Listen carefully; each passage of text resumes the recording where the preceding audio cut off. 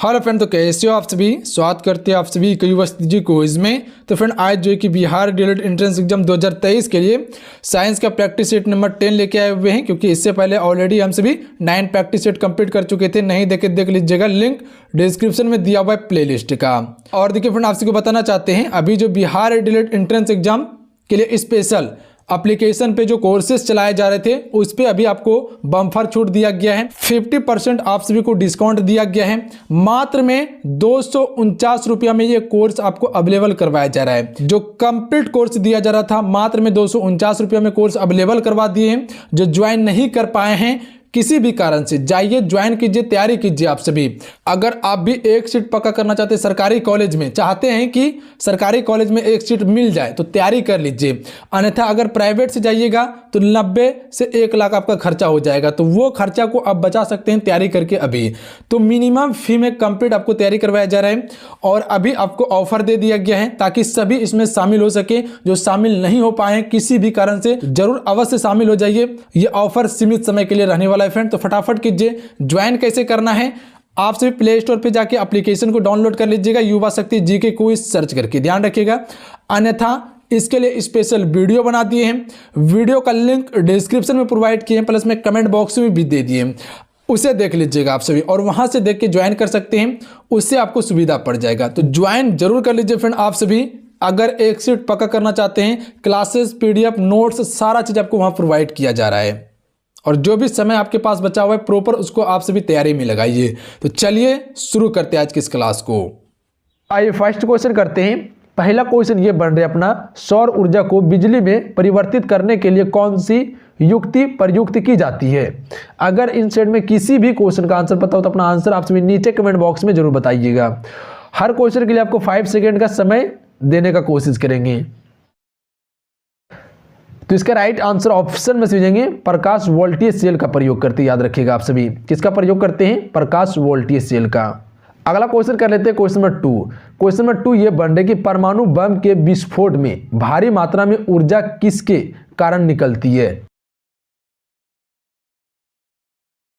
तो right answer option में हो जाएंगे द्रव्यमान का ऊर्जा में परिवर्तन के कारण जो है कि परमाणु बम के विस्फोट में भारी मात्रा में ऊर्जा बाहर निकलती है। ए राइट आंसर रहेंगे, याद रखिएगा आप सभी। अगला क्वेश्चन कर लेते हैं। अगला क्वेश्चन ये बन रहा है कि निम्न में से कौन सा धातु अर्धचालक की तरह ट्रांजिस्टर में प्रयोग होती है।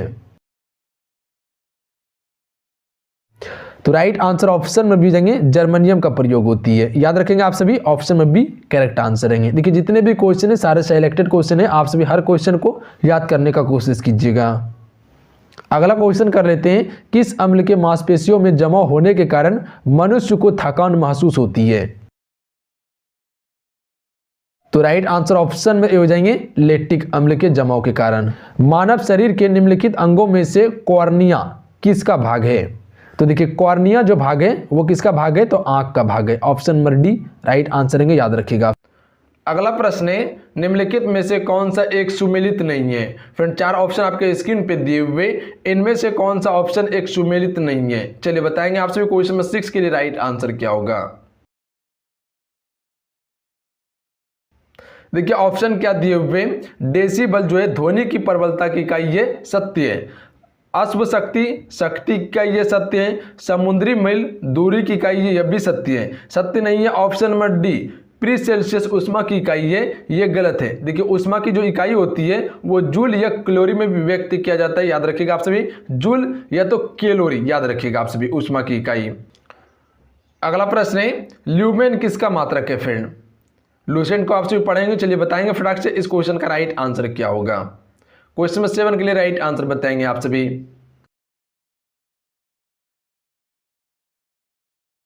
ज्योति फ्लक्स का मात्रक है ल्यूमेन, याद रखिएगा आप सभी। ज्योति फ्लक्स का मात्रक है ल्यूमेन, ऑप्शन में बी राइट आंसर हो जाएगा। अगर आप सभी ऑप्शन में बी को टिक करें तो बिल्कुल राइट आंसर है। अगला प्रश्न है, दाब का मात्रक है। फ्रेंड चलिए बताएंगे क्वेश्चन में 8 के लिए राइट आंसर क्या होगा। दाब का मात्रक क्या है। देखिए पूरा जो लूसेंट का फिजिक्स है सारा क्वेश्चन को कंप्लीट करवा देंगे हम एक एक करके। जैसे आपका साइंस में फिजिक्स, बायो, केमिस्ट्री, ये सारा चीज कंप्लीट करवाया जाएगा ताकि आपका एग्जाम में एक भी क्वेश्चन ना छूटे। ए राइट आंसर है पास्कल। फिर दाब का जो मात्रक है वो पास्कल है। अगर आप सभी ऑप्शन में ए को टिक करें तो बिल्कुल राइट आंसर है आप सभी का। अगला प्रश्न है कैंडेला मात्रक है फ्रेंड। चलिए बताएंगे क्वेश्चन नंबर 9 के लिए राइट आंसर क्या होगा। तो जो भी ऑप्शन में डी को टिक करे बिल्कुल राइट आंसर है उन सभी का। ज्योति तीव्रता का मात्रक है कैंडेला। अगला प्रश्न है यंग प्रतिस्थापन गुणांक का एसआई मात्रक है फ्रेंड।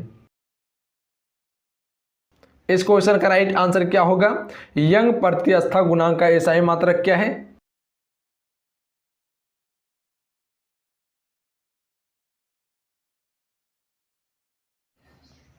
देखिए इसका राइट आंसर ऑप्शन में से हो जाएंगे न्यूटन प्रति मीटर स्क्वायर कर लीजिएगा। न्यूटन प्रति मीटर स्क्वायर कर लीजिएगा, प्रति मीटर स्क्वायर कर लीजिएगा, इसे स्क्वायर चढ़ा लीजिएगा इस पे। न्यूटन प्रति मीटर स्क्वायर होता है यंग प्रतिस्थापन गुणांक का एसआई मात्रक, याद रखिएगा। सी राइट आंसर है। अगला प्रश्न है निम्नलिखित युग्मों में से किन भौतिक राशियों के समान विमीय सूत्र नहीं है फ्रेंड।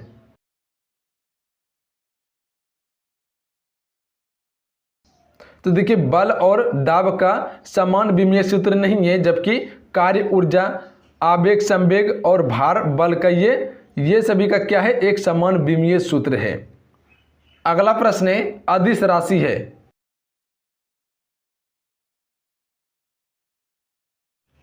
तो फ्रेंड आप सबको बताऊंगे अदिश राशि उसे कहा जाता है जिसकी कोई निश्चित दिशा नहीं होती है। जैसे ऊर्जा, ऊर्जा की कोई निश्चित दिशा नहीं है। जैसे लंबाई, लंबाई की कोई निश्चित दिशा नहीं होती है, याद रखिएगा आप सभी। जिसकी कोई निश्चित दिशा नहीं होती है उसे हम सभी क्या कहते हैं, अदिश राशि कहते हैं। और जिसकी एक निश्चित दिशा होती है उसे हम सभी सदिश राशि कहते हैं। जैसे बल आघूर्ण, ये क्या है, एक सदिश राशि है। संवेग, ये एक सदिश राशि है, याद रखिएगा आप सभी। अदिश राशि की बात करें तो ऊर्जा, जिसकी कोई निश्चित दिशा नहीं होती है, यानी ऑप्शन में ए राइट आंसर है। अगला प्रश्न है निम्नलिखित में से सदिश राशि है फ्रेंड। तो आप सबको बताए थे जिसकी कोई निश्चित दिशा हो। जैसे बेग, बेग का एक निश्चित दिशा होता है, याद रखिएगा आप सभी, क्योंकि बेग जहां लगाएंगे वहीं लगेगा। तो इसीलिए ये क्या है, एक सदिश राशि है, याद रखिएगा। द्रव्यमान, समय, लंबाई, ये सभी क्या है, एक अदिश राशि है। इसकी कोई निश्चित दिशा नहीं होती है। अगला प्रश्न है पदार्थ के संवेग और वेग के अनुपात से कौन सी भौतिक राशि प्राप्त की जाती है फ्रेंड। चलिए बताएंगे इस क्वेश्चन का राइट आंसर क्या होगा। पदार्थ के संवेग और वेग के अनुपात से कौन सी भौतिक राशि प्राप्त की जाती है फ्रेंड।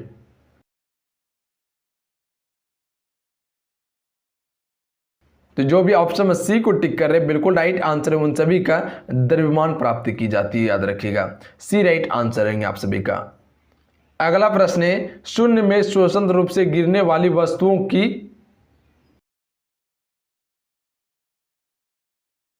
वेग समान होता है, याद रखिएगा आप सभी। बी राइट आंसर है। वेग समान होता है शून्य में स्वतंत्र रूप से गिरने वाली वस्तुओं की या का वेग समान होता है, याद रखिएगा। बी राइट आंसर है। अगला प्रश्न है जब 2 kg वाले न्यूटन पर 5 न्यूटन का बल लगाया जाता है तो उत्पन्न होने वाला त्वरण होगा फ्रेंड।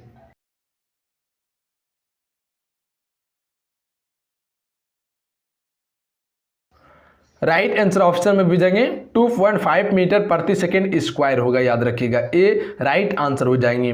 जो भी ऑप्शन में ए को टिक करे तो बिल्कुल राइट आंसर है 2.5 मीटर प्रति सेकेंड स्क्वायर। अगला प्रश्न है किसी भी स्थिर या गतिशील वस्तु की स्थिति और दिशा में तब तक कोई परिवर्तन नहीं होता है जब तक उस पर कोई बाह्य बल सक्रिय ना हो। ये है।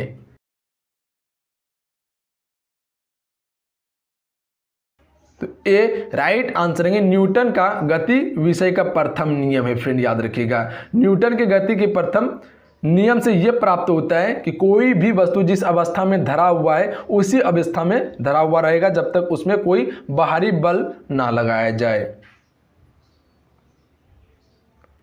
अगला प्रश्न है रॉकेट डॉट डॉट के सिद्धांत पर कार्य करता है। डी राइट आंसर है संवेग संरक्षण के सिद्धांत पर। तो याद रखिएगा डी राइट आंसर है। जो भी ऑप्शन में डी को टिक करे बिल्कुल राइट आंसर है। देखिए संवेग संरक्षण के सिद्धांत पर रॉकेट कार्य करता है, याद रखिएगा। अगला प्रश्न है अश्व यदि एकाएक चलना प्रारंभ कर दे तो अश्वारोही के गिरने की आशंका का कारण है?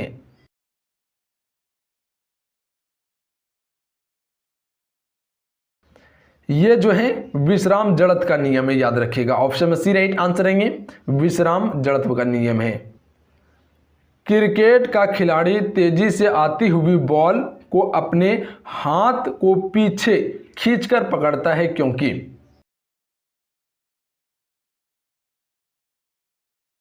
ए राइट आंसर है, बॉल विश्राम की स्थिति में आ सकती है इसलिए किया जाता है ताकि हाथ में चोट कम लगे। इसलिए जो है कि क्रिकेट के जो खिलाड़ी होते हैं जब बॉल आती है तो वो पीछे हाथ करके पकड़ते हैं ताकि चोट कम पड़े, विश्राम की गति में आ पाए। अगला प्रश्न है, बल का गुणनफल है?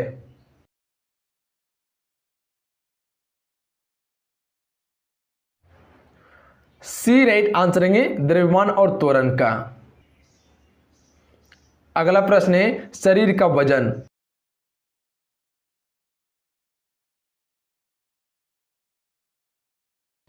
देखिए राइट आंसर ऑप्शन में भेजेंगे, ध्रुव पर अधिकतम होता है, याद रखिएगा।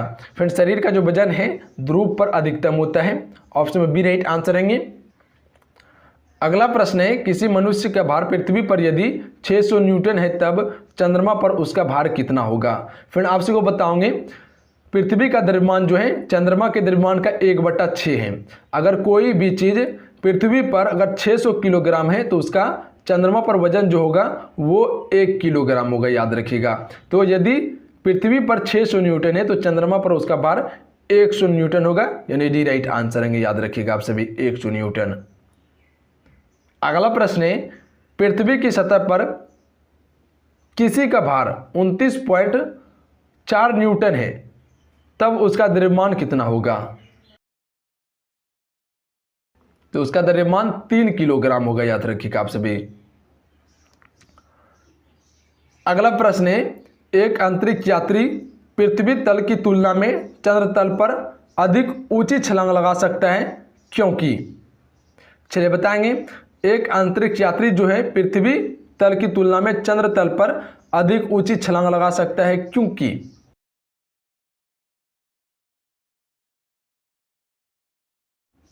सी राइट आंसर हो जाएंगे, चंद्र तल पर गुरुत्वाकर्षण बल पृथ्वी तल की तुलना में अतिलप है। मतलब कि जो कि चंद्र तल पर गुरुत्वाकर्षण का बल काम नहीं करता है, नियम काम नहीं करता, जबकि पृथ्वी पर गुरुत्वाकर्षण का नियम काम करता है, जिसके कारण से पृथ्वी पर कम छलांग लगाया जाता है और चंद्र तल पर अधिक छलांग लगाया जाता है क्योंकि वहां गुरुत्वाकर्षण है ही नहीं। अगला क्वेश्चन देखिए जिसका आंसर आपको नीचे कमेंट बॉक्स में बताना है। 1 किलोग्राम राशि का वजन होता है, 4 ऑप्शन आपके स्क्रीन पे हैं, 4 ऑप्शन में आपको अपना आंसर नीचे कमेंट बॉक्स में बताना है। बताइएगा इस क्वेश्चन का राइट आंसर क्या होगा। तो चलिए आज कितना ही, आज के इस लेक्चर में 25 क्वेश्चन को कवर किए हैं। आज का ये क्लास कैसा लगा आप सभी को नीचे कमेंट बॉक्स में जरूर बताइएगा।